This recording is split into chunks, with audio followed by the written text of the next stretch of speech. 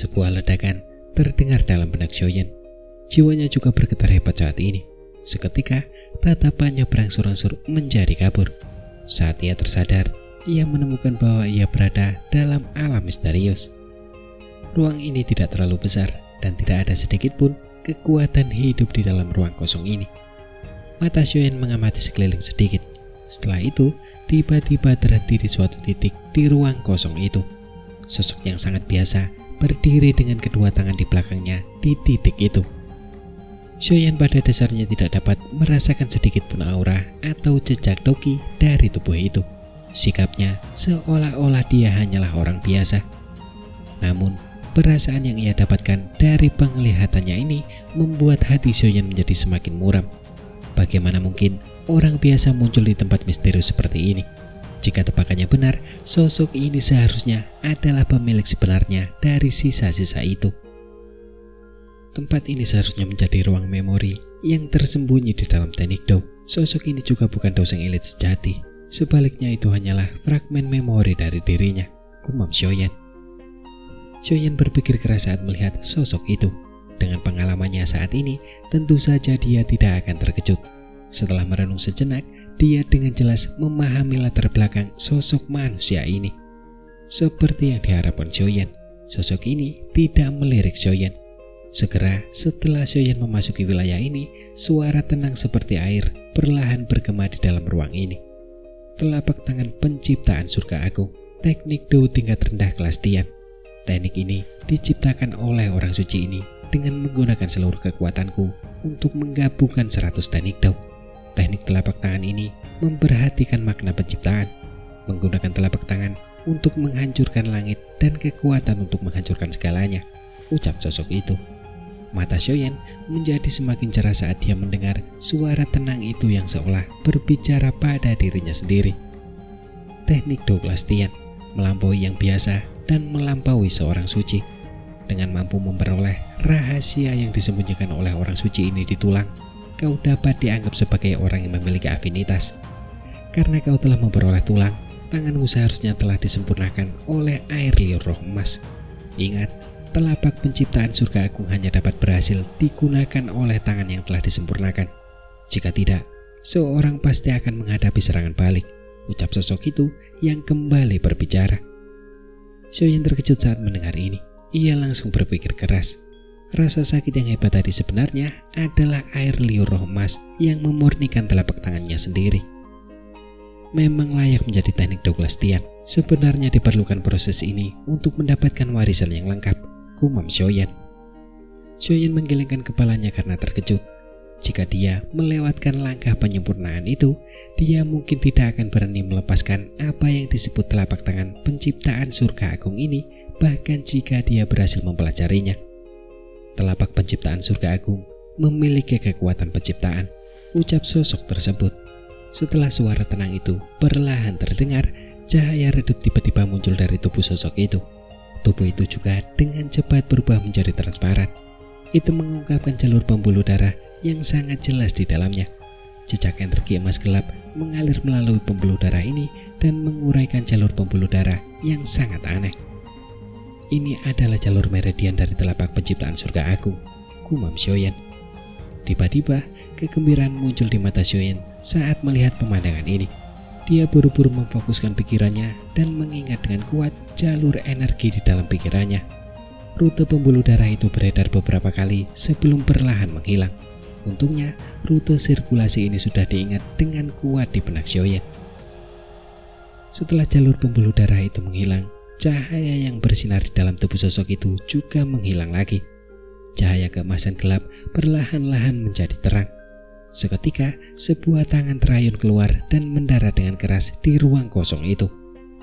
Telapak tangan itu jatuh dan energi yang menakutkan segera menyapu seperti badai. Lingkaran cahaya berwarna hitam yang sangat besar sekali lagi terbentuk di bawah telapak tangan sosok manusia itu. Lingkaran cahaya terbentuk.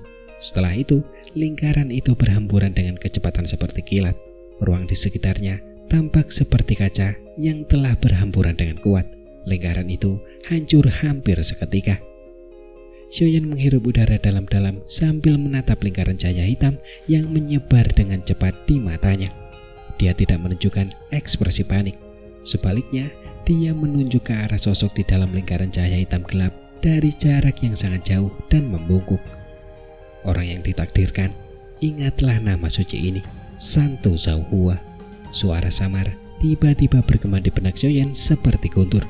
Sosok itu juga perlahan memudar di dalam lingkaran cahaya hitam yang gelap. Akhirnya, sosok itu benar-benar menghilang.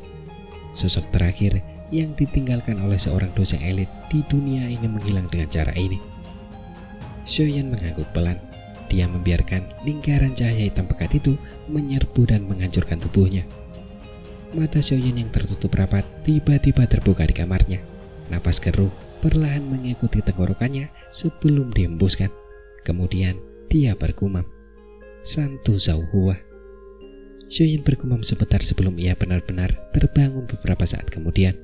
Matanya menatap ke arah tangan kanannya dan melihat bahwa tangan kanannya saat ini memiliki cahaya keemasan gelap yang samar-samar yang tampak seperti logam. Sambil menenggelamkan pikirannya ke dalam tubuhnya, Xiaoyan mulai mempelajari tangan kanannya. Seketika ia terkejut saat menemukan bahwa beberapa pembuluh darah yang sangat tersembunyi di bagian dalam tangan kanannya tampak terbuka. Pembuluh darah itu saling terhubung, tampak seperti lingkaran yang aneh. Tampak sangat misterius saat seseorang melihatnya. Xiaoyan teringat sedikit saat ia melihat beberapa pembuluh darah kecil yang melingkar ini. Baru saat itulah ia menemukan bahwa jalur yang dilalui pembuluh darah itu berada di posisi paling kritis. Dengan kata lain, tanpa arahan dari beberapa pembuluh darah yang melingkar ini, setiap upaya untuk menggunakan telapak penciptaan surga agung secara paksa hanya akan menyebabkan energi yang besar dan dahsyat berkumpul di telapak tangan seseorang tanpa dapat dilepaskan dari tubuhnya. Itu seperti botol yang semakin membengkak karena tekanan udara. Cepat atau lambat, botol itu akan meledak. Pada saat itu terjadi, lengan orang yang melepaskannya kemungkinan akan hancur total. Tidak heran dikatakan bahwa hanya telapak tangan yang telah disempurnakan oleh air liur roh emas yang dapat menggunakannya. Sebenarnya karena alasan ini, gumam Xiaoyan. Xiaoyan merasakan pemahaman tiba-tiba di dalam hatinya. Dia segera mendesah pelan. Dia memang layak menjadi dosen elit dari generasi tertentu. Dia benar-benar mampu menciptakan metode misterius seperti itu. Ada puluhan ribu meridian di dalam tubuh seseorang dengan jumlah pembuluh darah rahasia yang tak terbatas. Bukan hal yang mudah untuk memilih dan membuka pembuluh darah yang berguna. Namun, aku penasaran apakah aku bisa menggunakan telapak penciptaan surga agung ini sekarang, ucap Xiaoyan. Mata Xiaoyan samar-samar mengandung hawa panas yang menari-nari di dalamnya.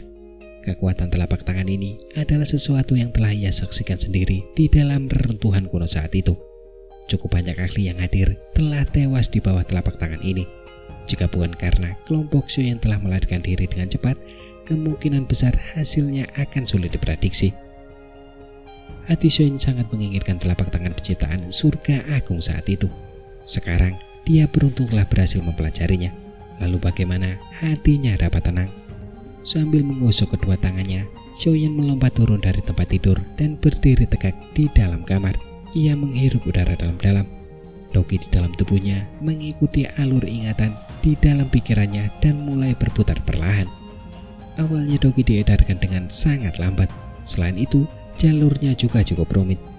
Cukup banyak kesalahan terjadi selama periode waktu ini. Untungnya, Xiaoyan bereaksi cepat.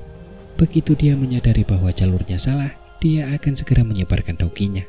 Ini mencegahnya mengalami cedera. Setelah mengalami beberapa kali kegagalan, Xiaoyan juga perlahan-lahan mulai terbiasa dengannya. Sekitar 1 jam kemudian, ia akhirnya berhasil melakukan sirkulasi vena secara menyeluruh. Saat ia menyelesaikan sirkulasi, lengan Xiaoyan tiba-tiba bergetar. Cahaya kemasan gelap tiba-tiba melonjak. Seketika, ia tercengang saat menemukan bahwa Doki di dalam tubuhnya mengalir seperti air bah, dan arah yang ditujunya adalah tangan kanannya. Sungguh konsumsi Doki yang menakutkan, gumam Xiaoyan. Bahkan dengan kekuatan Xiaoyan, ekspresinya tanpa sadar berubah ketika dia merasakan kecepatan Dokinya habis. Teknik Douglas Tian ini sebenarnya sangat rakus dan seolah tidak akan pernah kenyang, tidak peduli bagaimana orang memberinya makan. Dengan semakin banyaknya Doki yang terkumpul di telapak tangan Xiaoyan, cahaya keemasan gelap itu juga menjadi semakin kuat. Sesaat kemudian, cahaya hitam akhirnya muncul di tengah cahaya keemasan itu ketika telah mencapai batasnya. Kekuatan hisab yang menakutkan melonjak keluar saat cahaya hitam itu muncul. Cahaya keemasan gelap di sekitarnya ditelan ke dalam cahaya hitam itu dalam sekejap mata. Cahaya itu juga secara bertahap menjadi lebih besar pada saat ini. Energi yang sangat mengerikan, ucap Xiaoyan. Setelah secara pribadi menggunakan telapak tangan penciptaan surga agung ini, Xiaoyan akhirnya benar-benar memahami kengeriannya. Seketika, ekspresinya sedikit berubah. Ini adalah pavilion bintang jatuh. Ada tetua dan murid pavilion bintang jatuh di sekitar kamarnya. Jika telapak tangan ini dilepaskan, kemungkinan tidak akan ada kehidupan yang tersisa dalam radius 100 meter. Keringat dingin muncul di dahi Xiaoyan saat merasakan hal ini. Dia menarik nafas dalam-dalam beberapa kali dan dengan paksa menghentikan kelelahan dogi di dalam tubuhnya. Dia segera mengepalkan telapak tangannya sedikit. Cahaya hitam seukuran buah bersik itu bergetar sejenak saat tangannya terkepal. Akhirnya perlahan-lahan menjadi pucat di bawah tatapan mata Xiaoyan yang terkejut, serta kemudian berubah menjadi dogi sekali lagi dan mengalir ke tubuh Xiaoyan. Xiaoyan menghela nafas panjang lega saat merasakan dogi yang sangat besar kembali pulih di dalam tubuhnya. Ia mengusap keringat dingin di dahinya, mengangkat tangan kanannya dan melihat ke atas dengan mata tercengang. Sesaat kemudian, ia membuka mulutnya dan tertawa. Ini karena hal yang ia butuhkan untuk berlatih telapak tangan penciptaan surga agung ini sudah ditetapkan oleh Sensei Hua. Oleh karena itu, kecepatan ia menguasai teknik Dou kelas Tian ini pada dasarnya jauh melampaui teknik Dou lainnya. Harus dikatakan bahwa ini memang merupakan berkah yang luar biasa. Telapak penciptaan surga agung. Aku semakin penasaran seberapa menarik ekspresi hantu tua Zaixing jika dia melihat teknik Dou ini saat aku bertemu dengannya nanti, gumam Xiaoyan. Xiaoyan tersenyum tipis setelah mengusap lembut tangan kanannya. Kilatan dingin melintas di mata hitamnya yang gelap. Telapak penciptaan surga agung ini akan menjadi sabit yang akan merenggut nyawa hantu tua itu saat mereka bertemu lagi. Cerita berlanjut di bagian dalam menara batu di gunung belakang pavilion bintang jatuh pada pagi hari berikutnya. Xiaoyan mengeluarkan kerangka dusun bintang 4 milik Fen Xunze dan meletakkannya dengan lembut di atas panggung batu. Setelah itu, tatapannya beralih ke Yalau di samping dan berbicara. "Guru, pemurnian tubuh akan segera dimulai. Apakah guru siap?" ucap Xiaoyan. Yalau mengangguk dengan serius. Meskipun pikirannya sedang kacau, riak-riak tanpa sengaja muncul di hatinya saat ini. "Feng Tua, pemurnian tubuh dan proses penggabungan kali ini mungkin memerlukan waktu. Jangan biarkan siapapun memasuki menara batu selama periode waktu ini," ucap Xiaoyan. Xiaoyan mengalihkan pandangannya, menatap Feng Xunze di samping lagi dan berbicara dengan suara yang dalam. "Kau dapat yakin bahwa pavilion bintang jatuh akan memasuki kondisi waspada begitu kamu mulainya. Para ahli yang telah keluar juga akan dipanggil kembali," ucap Feng Xunze. Wajah Feng Xunze tampak muram saat dia mengangguk. Jika Yalau memulihkan kekuatan puncaknya, pavilion bintang jatuh akan dapat menguat dengan cepat. Pada saat itu, ia akan dapat memiliki beberapa kemampuan untuk menahan pembalasan dendam dari aula jiwa. Oleh karena itu, tidak boleh ada yang salah. Xiaoyan mengangguk pelan. Pikirannya perlahan mulai tenang. Sesaat kemudian, dia menghirup udara dalam-dalam. Dia menjentikan jarinya. Botol giok yang berisi pil pelebur darah penembus tulang perlahan melayang ke arah Yalau. Yalau tentu saja sangat familiar dengan langkah-langkah ini. Dia tidak ragu sedikit pun saat mengeluarkan tangannya dan menerima botol giok itu. Selain itu, sebuah pikiran terlintas di hatinya. Secercah semangat terbang keluar dan berlama-lama di samping Xiaoyan. Kelompok Feng Xunze dan dokter peri kecil saling bertukar pandang ketika mereka melihat Xiaoyan dan Niu Chen sudah memulai. Mereka diam-diam meninggalkan menara batu tanpa mengeluarkan suara sedikit pun yang dapat mengganggu mereka berdua. Semua orang mundur tanpa membuat perhatian Xiaoyan terbagi. Ekspresi Xiaoyan tampak serius. Dia meraih gumpalan jiwa di sampingnya sebelum menghantamkan telapak tangannya ke kerangka yang tergeletak di panggung batu. Dengan kuat menghantam jiwa ke kerangka itu. "Guru, aku akan menyempurnakan tubuh terlebih dahulu," Setelah aku berhasil, kau akan dapat memasukinya dan menyelesaikan langkah penggabungan, ucap Xiaoyan. Xiaoyan berteriak pelan. Ia mengepalkan tangannya dan sebuah botol giok muncul di tangannya. Darah hijau kemerahan mengalir perlahan di dalam botol giok itu. Fluktuasi energi yang menakutkan juga menyebar dari dalamnya, menyebabkan seluruh ruang ini terus bergetar. Kali ini, Xiaoyan telah menyiapkan barang-barang berkualitas tinggi untuk memurnikan tubuh Yalau. Oleh karena itu, tingkat kesulitan pemurniannya akan jauh lebih tinggi daripada saat ia membantu Tian Huo Xunze. Xiaoyan memberi isyarat dengan jarinya. Darah hijau kemerahan di dalam botol giok menyembur keluar. Akhirnya, darah itu berjajaran di tulang-tulang berwarna putih keabu-abuan. Seketika, gelombang asap putih meletus. Suara mendesis terus terdengar. Warna hijau kemerahan dengan cepat menghilang saat darah hijau kemerahan menyentuh kerangka putih keabu-abuan. Dalam sekejap mata, warna kerangka berubah dari abu-abu menjadi putih, berubah menjadi warna hijau kemerahan yang indah. Selain itu, kerangka itu juga memancarkan riak energi yang kuat. Xiaoyan mengangkat tangannya saat melihat ini. Kerangka berwarna hijau kemerahan itu melayang di udara dengan sendirinya. Dia melambaikan lengan bajunya dan api ungu coklat itu langsung melonjak keluar serta membungkus kerangka itu. Esensi darah dari ponik iblis surga sangat kuat. Selain itu, darah itu juga sulit menyatu. Oleh karena itu, dia harus menggunakan api surgawi untuk membakar energi ini jauh ke dalam setiap tulang kerangka itu. Hanya dengan begitu kerangka itu akan diizinkan untuk menyerap semua energi yang mengejutkan ini. Dengan pembakaran yang hebat dari api, cahaya hijau kemerahan juga muncul di tulang hijau kemerahan. Meskipun demikian, suhu tinggi yang telah meresap masih menyebabkan permukaan kerangka membentuk gelembung kecil. Terkadang, gelembung itu akan pecah dan energi yang kaya akan menyebar. Proses pemanasan dan pemanggangan semacam ini menghabiskan banyak waktu.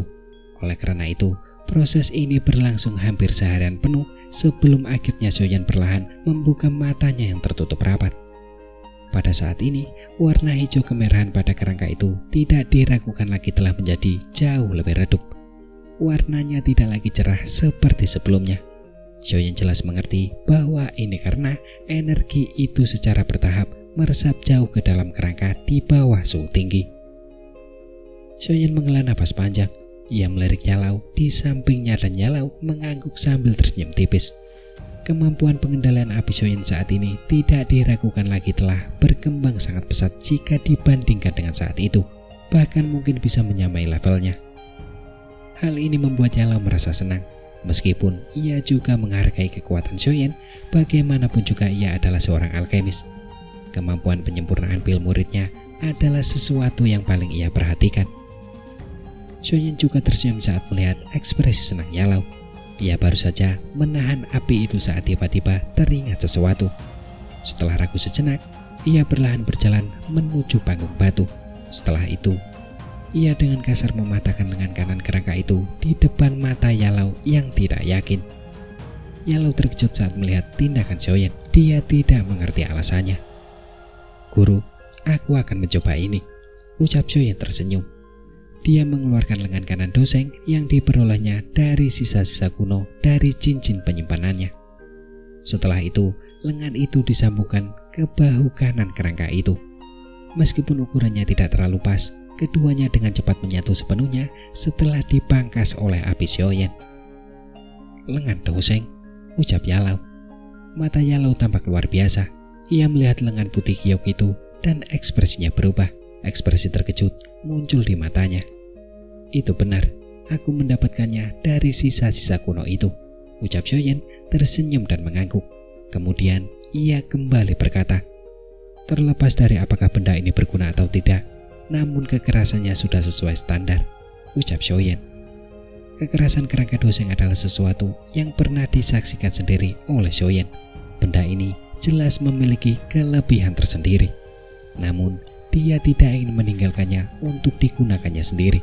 Selain itu, dia tidak dapat menggunakannya bahkan jika dia menginginkannya. Mustahil baginya untuk memotong lengannya sendiri demi benda ini sebelum menyatukannya dengannya. Dia juga tidak yakin apakah ada konsekuensi yang terjadi karenanya. jika itu benar-benar ada, dia akan kehilangan lebih banyak daripada yang diperolehnya. Namun Yalao saat ini tidak memiliki kekhawatiran semacam ini, karena dia tidak memiliki tubuh. Tubuh baru ini secara bertahap akan menyatu sempurna dengannya begitu dia memasukinya. Lengan itu juga akan benar-benar menjadi miliknya di masa depan. Yalao mengangguk pelan. Menempatkan lengan Doseng selama tahap penyempurnaan tubuh ini juga merupakan sesuatu yang belum pernah didengarnya sebelumnya. Namun, karena itu adalah sesuatu yang dimiliki Doseng, itu seharusnya cukup berguna. Itu bahkan mungkin menjadi kesempatan baginya untuk menembus Doseng di masa depan. Setelah langsung menyambungkan lengan ke kerangka, Shoyan sekali lagi menggunakan api jantung 3000 teratai untuk memurnikannya selama beberapa saat. Dia akhirnya mengangguk setelah tulang dan kerangka itu terhubung dengan sempurna. Setelah melalui proses penyempurnaan yang panjang, kerangka berwarna putih keabu-abuan itu juga mengalami perubahan penampilan yang drastis. Seluruh tubuhnya berwarna hijau dan merah. Meskipun tangan kanannya masih berwarna putih giok, ujung lengannya juga memiliki sedikit warna hijau merah yang melekat padanya. Keduanya telah menyatu sepenuhnya di bawah terik api jantung 3000 teratai. Ekspresi Shoyan menjadi serius saat melihat pemandangan ini. Dia berteriak dengan suara dalam. "Guru," ucap Shoyan. "Baiklah," ucap Yalao. Yalao mengangguk. Dengan mata tuanya yang tajam, dia tentu saja menyadari bahwa sekarang adalah kesempatan terbaik. Segera, dia dengan cepat mengeluarkan pil pelebur darah penembus tulang dari botol giok dan menelannya. Tubuhnya dengan cepat berubah menjadi ilusi, berubah menjadi sinar cahaya yang menyerbu ke dalam kerangka itu. Kerangka itu bergetar hebat saat jiwa Yalao menyatu dengan kerangka itu. Rongga mata yang kosong itu perlahan-lahan memiliki cahaya. Pada saat yang sama, energi misterius yang menakutkan menyebar dari bagian dalam kerangka itu. Di bawah energi ini, beberapa daging misterius benar-benar mulai muncul dari kerangka itu. Daging itu tumbuh di tulang-tulang putih. Keajaiban ini secara alami dibawa oleh pil pelebur darah penembus tulang. "Guru, bertahanlah," ucap Shoyan. Wajah Shoyan menjadi serius saat ia melihat daging yang bergerak cepat terbentuk di kerangka itu. Ia menjerit pelan dan api ungu yang melilit kerangka itu langsung membakar dengan ganas. Di bawah nyala api ini, darah dan daging yang baru saja terbentuk sebenarnya dibakar menjadi abu. Namun, ketika abunya berhamburan, energi misterius yang menakutkan sekali lagi menyebar. Kecepatan pertumbuhan daging menjadi semakin cepat. Pada akhirnya, terlihat gerakan cepat dari butiran daging. Garis besar manusia yang kabur akibat darah dengan cepat terbentuk. Pembakaran dan pertumbuhan ini berlangsung selama hampir 10 jam. Struktur kulit dan daging terbentuk sepenuhnya di bawah pembakaran api. Setelah lahirnya daging, kerangka di atas panggung batu juga telah sepenuhnya berubah menjadi bentuk manusia. Selanjutnya, yang tersisa hanyalah menunggu Yalao untuk sepenuhnya menyatu dengan tubuh ini. Setelah itu, Yao Zunze yang telah mengejutkan benua saat itu akan benar-benar mampu bangkit dari kubangan api. Cerita berpindah. Pada saat yang sama, aula hitam besar yang sangat besar merayap seperti binatang buas dari zaman kuno di dalam pegunungan yang dalam di wilayah barat dataran tengah. Riak energi yang menakutkan yang dapat mendinginkan hati seseorang menyebar samar-samar. Kabut hitam tiba-tiba membumbung dari segala arah di dalam aula besar. Sesaat kemudian, kabut hitam itu berkumpul. Kabut itu berubah menjadi banyak sosok hitam yang berdiri di udara kosong. Aura gelap yang kuat dan dingin menyapu seluruh tempat ini. Selamat datang Tianzun ke-9. Banyak sosok hitam muncul. Seketika mereka berlutut di langit. Suara hormat mereka segera bergema di seluruh tempat ini. Selama bayangan hitam itu berlutut, seluruh ruang juga perlahan-lahan terdistorsi. Sesaat kemudian, sosok biru perlahan muncul. Suara samar juga terdengar bersamanya. Apakah kalian semua masih ingat misi kali ini? Hancurkan pavilion bintang jatuh, tangkap Shoyan dan juga Yao Chen. Hampir 100 teriakan nyaring dan tertib terdengar serentak. Baiklah, ayo kita berangkat. Sosok biru itu mengangguk pelan. Seketika kakinya menginjak tanah dengan lembut. Tubuhnya bergerak dan perlahan menghilang. Ketika sosok biru itu menghilang, seorang tetua yang memimpin orang-orang berpakaian hitam juga mengangkat kepalanya. Anehnya, itu adalah hantu tua Zaizing.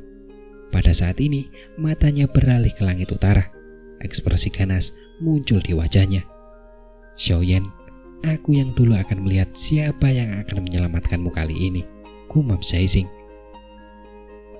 Cerita kembali ke dalam menara batu. Xiaoyan nampak memperhatikan sosok tua itu yang memejamkan matanya rapat-rapat saat ditelan oleh api. Hatinya mendesah lega ketika dia tidak merasakan kejadian yang tidak terduga. Saat ini, tubuh itu telah berhasil disempurnakan. Langkah selanjutnya tidak ada hubungannya dengan Xiaoyan. Selama Yalou berhasil dan sempurna menyatu dengan tubuh ini, dia akan benar-benar dapat bangkit kembali. Xiaoyan mengusap keringat dingin di dahinya. Penyempurnaan tubuh yang terus-menerus selama beberapa hari ini telah sangat melelahkan bagi Xiaoyan. Untungnya, ada cukup banyak pil obat di dalam cincin penyimpanan yang memberinya stamina yang hebat. Berkat hal inilah ia berhasil bertahan melaluinya. Guru, hal-hal selanjutnya sepenuhnya akan tergantung padamu, Xiaoyan bergumam pelan. Setelah itu, ia duduk di panggung batu di sampingnya. Matanya perlahan tertutup saat ia memasuki mode latihannya dan mulai pulih dari kelelahan luar biasa yang ditimbulkan selama periode waktu ini. Setelah Xiaoyan memasuki mode latihannya, menara batu itu kembali sunyi. Hanya suara api yang rendah dan dalam yang bergema di dalam menara batu itu dengan irama. Setengah hari berlalu dengan cepat setelah Xiaoyan memejamkan mata dan berlatih. Baru setelah Doki yang telah dikeluarkan tubuhnya pulih sepenuhnya, dia perlahan membuka matanya.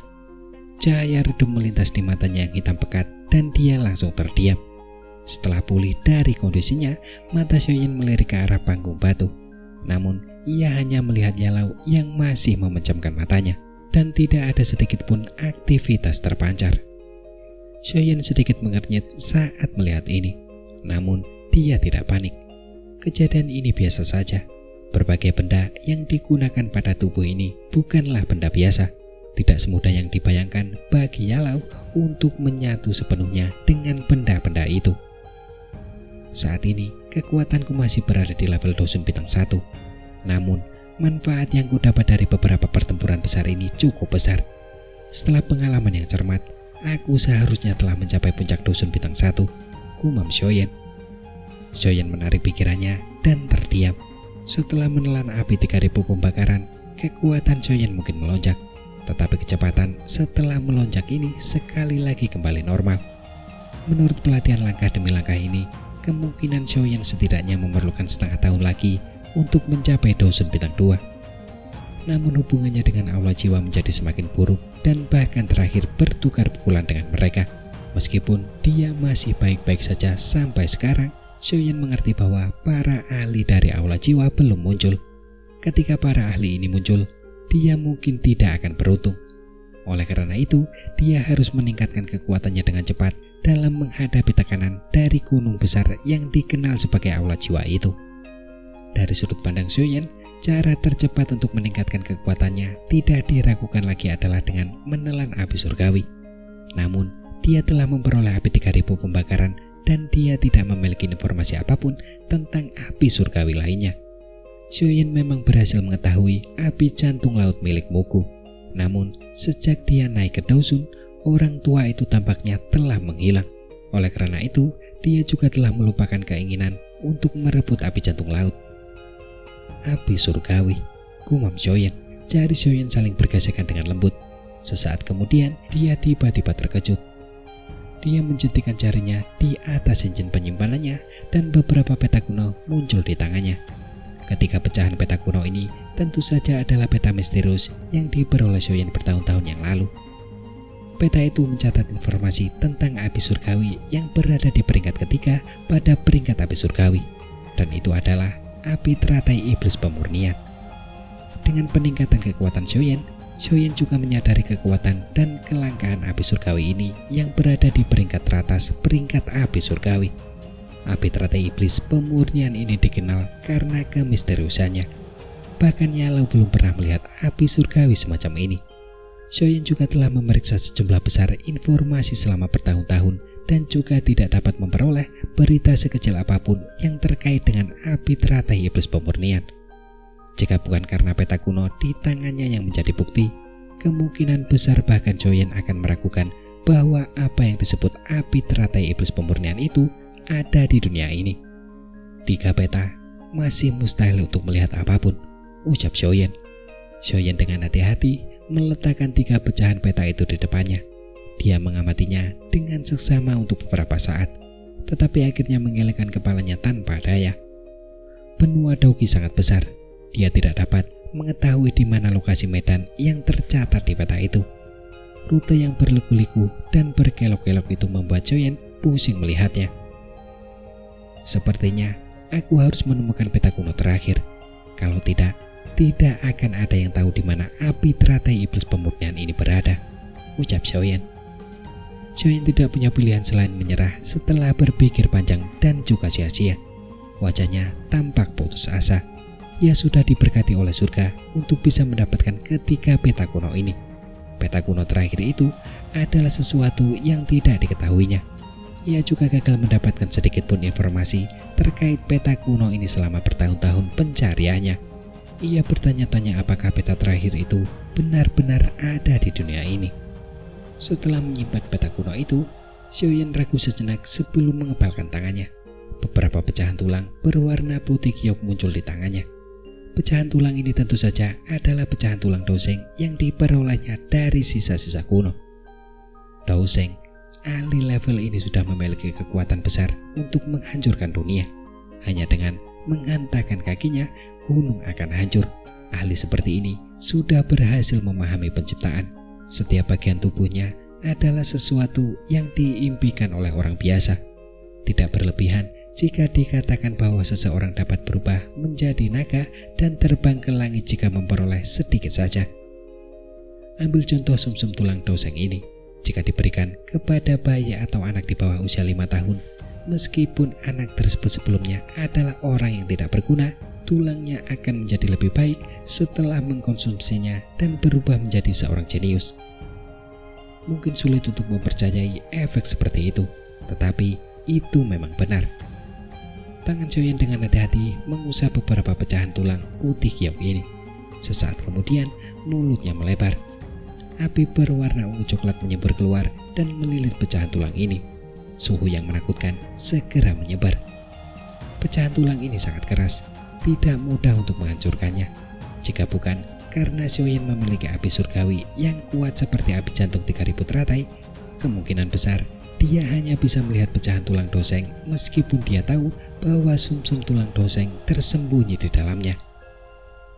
Tentu saja, bahkan dengan bantuan api surgawi, bukanlah tugas yang mudah untuk mengeluarkan sumsum tulang Doseng dari tulang-tulang itu. Untungnya, Joyen sudah siap secara mental.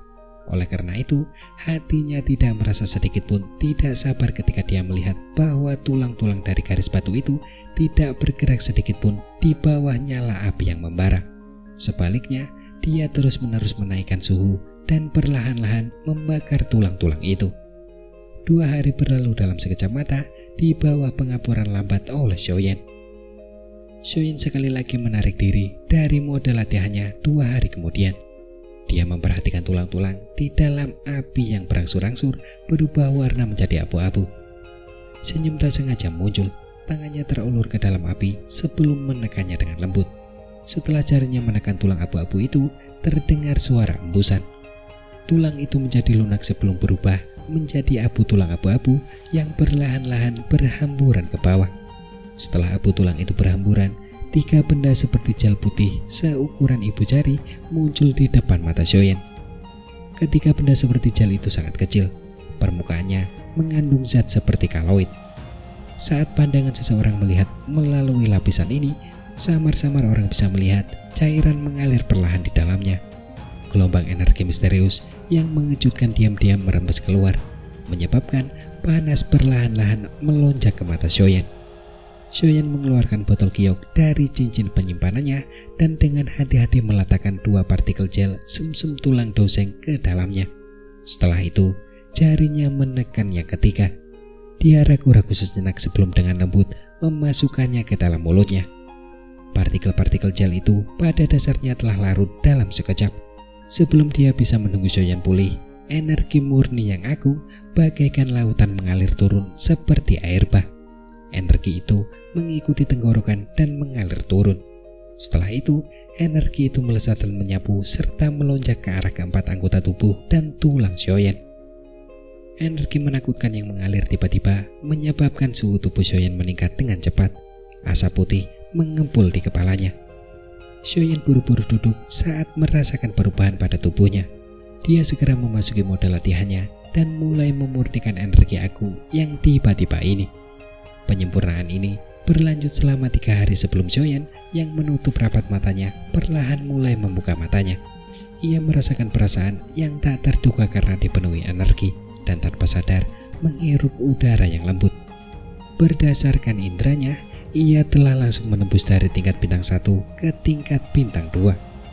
Upaya ajaib yang ada dalam sepotong gel sumsum tulang adalah sesuatu yang tidak dapat dibandingkan dengan pil obat biasa tingkat 7 dan tingkat 8. Tidak banyak pil obat yang dapat meningkatkan kekuatan seorang ahli dosun hingga 1 bintang. Dia mengembuskan nafas panjang dan mengangkat matanya untuk melihat ke arah panggung batu.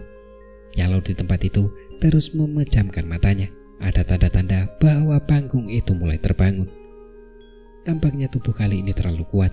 Bahkan dengan kekuatan guru, dia tidak dapat mengendalikannya dengan mudah, gumam Shoyan. Shoyan berpikir keras. Ia menggelengkan kepalanya tak berdaya dan merenung sejenak sebelum memutuskan untuk keluar dari menara terlebih dahulu dan membiarkan Yalo menyelesaikan penggabungan di sini. Ketika Shoyan baru saja mengambil keputusan, dia tiba-tiba merasakan bahwa seluruh menara batu bergetar hebat saat ini.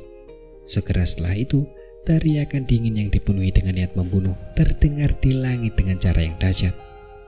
Pavilion bintang jatuh. Serahkan Shoyan dan Yaochen. Kalau tidak, hari ini aku akan membasahi tempat ini dengan darah. Ucap suara yang tiba-tiba muncul itu. Teriakan itu menyebar dengan sangat luas dan dahsyat. Ekspresi Shoyan berubah drastis. Tubuhnya tiba-tiba berdiri dan matanya menatap ke arah panggung batu dengan pandangan yang tajam. Aula jiwa, apakah akhirnya tiba? Ucap Shoyan.